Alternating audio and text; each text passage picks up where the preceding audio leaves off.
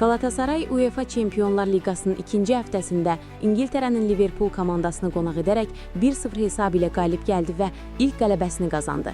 Bu görüş futbol sevərlər üçün əlamətdar bir hadisə oldu, çünki Türkiyə təmsilçisi güclü rəqibini məğlub etməyi bacardı. Gözaltı redaksiyası istinadən xəbər verir ki, qarşılaşma İstanbulda Türk Telekom Arena stadionunda baş tutdu. Oyunun ilk hissəsində hər iki komanda qol vurmaq üçün sərlər göstərsə də hesabı açmaq mümkün olmadı. Lakin ikinci yarıda 67-ci dəqiqədə Galatasarayın hücumçusu qol vuraraq komandasını önə çıxardı. Liverpool komandası bərabərlik qolunu vurmaq üçün əlindən gələni etsə də Galatasaray müdafiəsi buna imkan vermədi və oyun 1-0 hesabı ilə başa çatdı. Bu qələbə Galatasaray üçün Çempionlar Liqasında növbəti mərhələyə yüksəlmək üçün mühüm bir addım oldu. Qarşılaşma boyunca hər iki komandanın futbolçuları yüksək səviyyədə mübarizə apardılar. Galatasarayın baş məşqçisi komandasının oyunundan razı qaldığını bildirdi və futbolçularını təbrik etdi.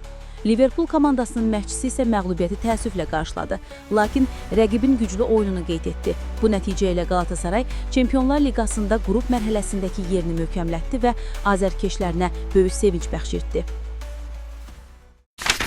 Gündəlik hadisələrdən xəbərdar olmaq üçün bizi izləyin. Söz altında yox, göz altıda qalın.